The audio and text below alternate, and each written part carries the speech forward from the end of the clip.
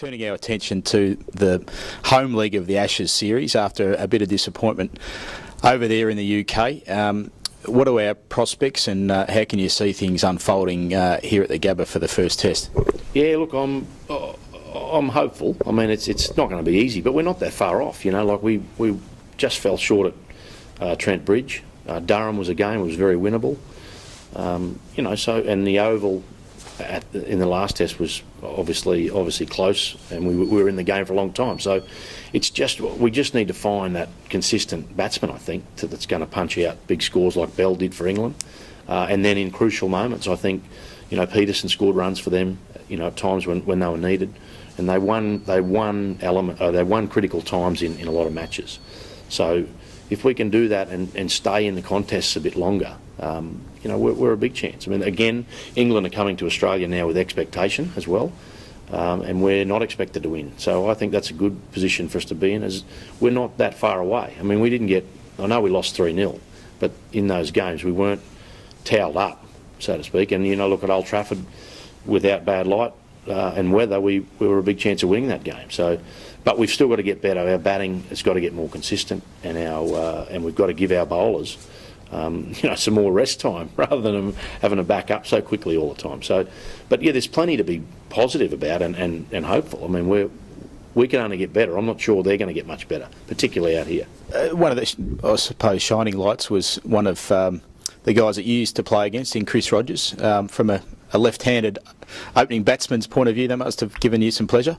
Yeah, well, pleasure in so far as I think it was a very good example of picking guys that perform over a long period of time in Shield cricket. So for me, that's the thing that stands out to that. He's a guy that's got 60 odd first class hundreds or whatever, and he's only sort of just getting back into the fray.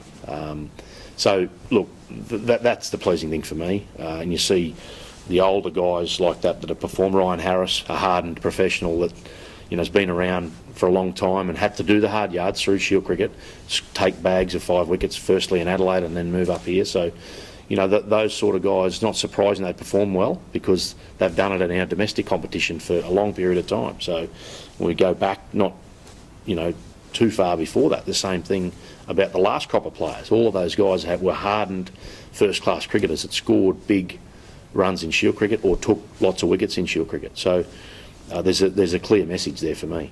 Playing at the Gabba, talk us through from an opening batsman's point of view. Day one, ball one, what's going through your mind?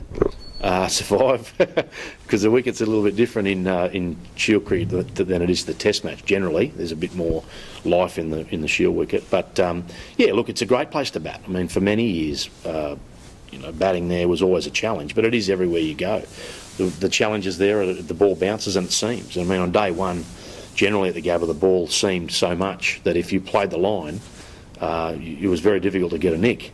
So, you know, and that's what we I suppose preyed on that, playing against the other states where they'd spar at balls and their hands would go towards point more than down the wicket and down the line of the ball. So I guess, yeah, day one, ball one, you know, you are thinking of survival because it's difficult when you first start, but opening the batting is. So, you know, the Gabba wickets traditionally, it swings up here because of the overhead conditions, and it's quite humid, and the wicket will bounce and the ball will seam a little bit. So it's a good, once you get into the Gabba, I think it's a great place to bat, and you get through that new ball.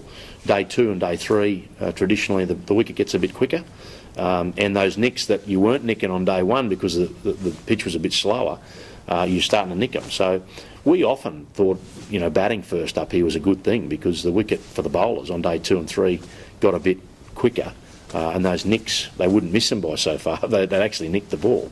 So yeah, it's a bit of a fallacy that you've got to come up here and win the toss and bowl, because if you can get a decent score on the board first innings, the bowlers actually enjoy bowling on day 2 and 3 a bit more.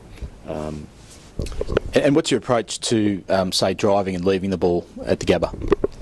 Oh, same as it is anywhere, really. You know, you want to get your foot right out to the ball, and you want to make sure your head's still and you're trying to hit the ball down the ground as much as possible. That was a way we try to approach. I know Haydos and I spoke a lot about batting early at the Gabba, and, you know, making sure you use the crease well and getting your front foot as far down the pitch as you could, and then if you couldn't drive it, you could let it go on length, and the ball would carry over, over the stump. So that's, I think, critical. And like any time you bat, the field opens up, doesn't it? So you're trying to hit as straight as you can early, and then as you get into your innings, the field slowly should become a little bit bigger, and you can score to more parts of the ground because you've got the pace of the wicket and the bounce. And I think they're really critical things, particularly at the Gabba, because if you go out there trying to play balls on the up and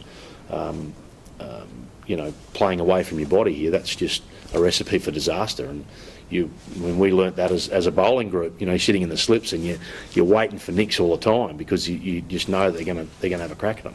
So I think, more so than probably anywhere, you've got to make the bowler come at you a bit at the Gabba, and then when they do that, that's when you can cash in, because the bowler's under pressure up here, because the opposition team, particularly in Shield games, if we got none for 40, none for 50, they start to get a bit restless because they know that's hard to bat on it. So the quicks are under as much pressure as the batsmen, don't worry, on a green top. They've got to get enough balls in the right area.